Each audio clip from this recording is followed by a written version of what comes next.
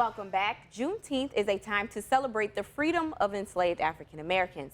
Today, I am highlighting the women of the Shelvin family who embrace the freedom to wear their hair as they see fit, whether it's locks, protective styles, or afros. And joining us from Normal is Dr. Crystal Shelvin and her daughter, Naya. So thank you all for joining us today. Thank you. Well, Dr. Shelvin, how have you navigated wearing your natural hair as you climbed the ranks at work over the years? And was there ever a time you were concerned that you would be discriminated against because of your hair? I will say that, as a woman working as a professional, the way you look is always a concern. And for women of color, Black women, African American women in particular, our hair texture is always a point of conversation. Whether it is people who are curious about it, people who wonder why you don't wear it straight more often, there are always comments. And as someone who, does not shy away from responding to questions, I have over the years educated many people about some of the differences of having kinky coily hair. And so I have not been offended most of the time when people have asked about it, but certainly it's the topic of conversation. Okay, thank you for that. So, Naya, I understand you want to be an aerospace engineer, correct? Mm-hmm. Okay, so are there any concerns for you as you climb your career ladder when it comes to your natural hair?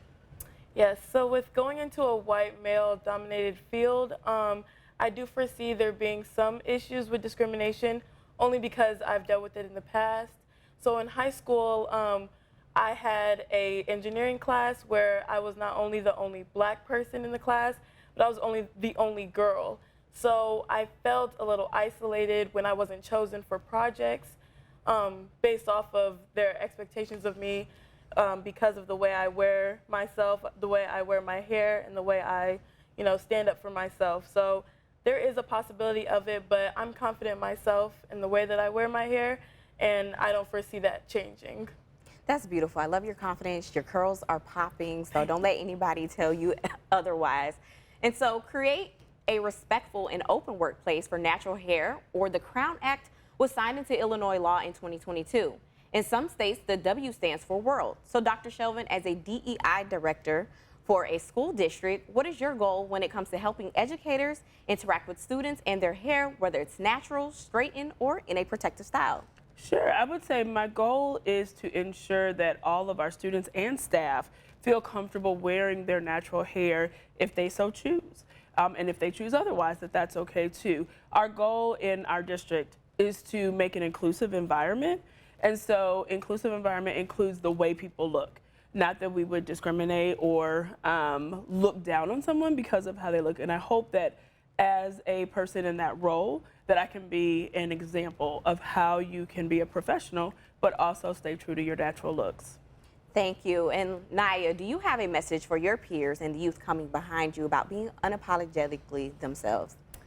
I would say that the most important thing is to have a group or a foundation behind you so that you can be confident in yourself. Every time that I wear my afro, my father is my #1 supporter. He always tells me that he'd rather me wear an afro.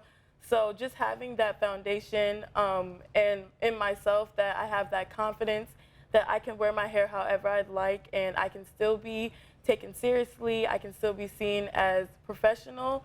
I think that's really important. So having friends and family that is confident in you and yourself was very helpful. Thank you, ladies, for joining me today. Dr. Shelvin's other daughter, Malika, could not join us, but no worries. Hear her story along with more of her mother and sister story coming up on WMBD News at 6. And as usual, you can rewatch this full interview on our website, ciproud.com. We'll be right back. You're watching WMBD News at 6. In our Juneteenth coverage, we're uncovering workplace realities. The WMBD's Brianna Rittman has spoken with the family from Normal about their choice to wear their hair naturally. She joins us now to show us how they navigate the workplace while being true to themselves. Brianna.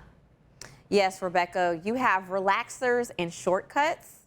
You have protective styles like plaits, and then you have afros and locks. As we celebrate Juneteenth, also known as Freedom Day, I am highlighting embracing the freedom of expression with your hair.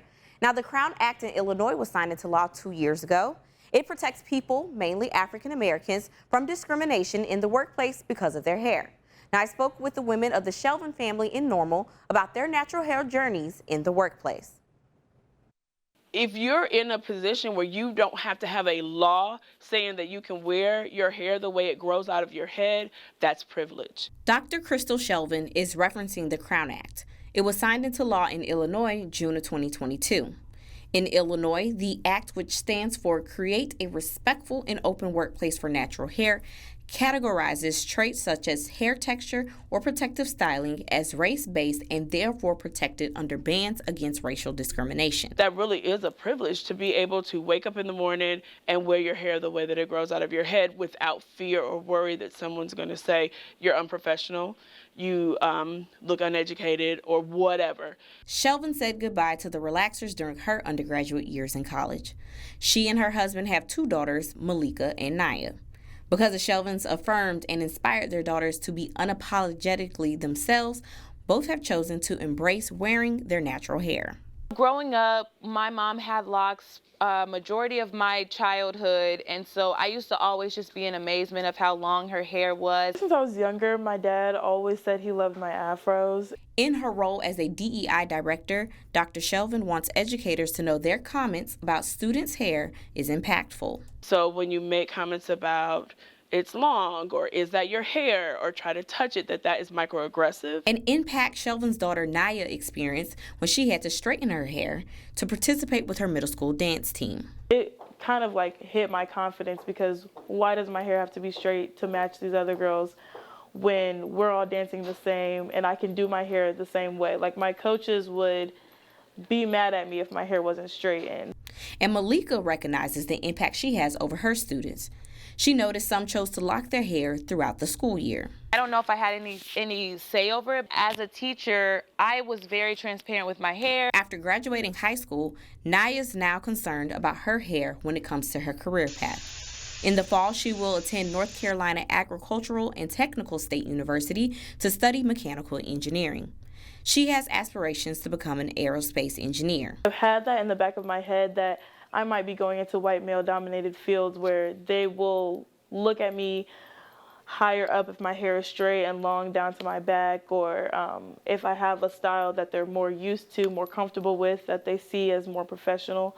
It could give me a leg up, which is not something that I want to do. Like, I don't want to change my hair because that's what they expect, or that's what they want from me. As their mother has sown seeds into them, Malika and Naya will sow seeds into the next generation. Of course, I'm affirming my students all the time.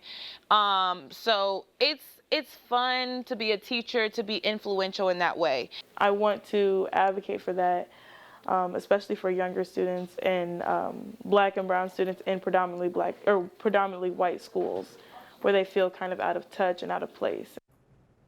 Now, the Shelvin family sat down with me live at 4 o'clock. And to see the full interview, head over to our website, ciproud.com.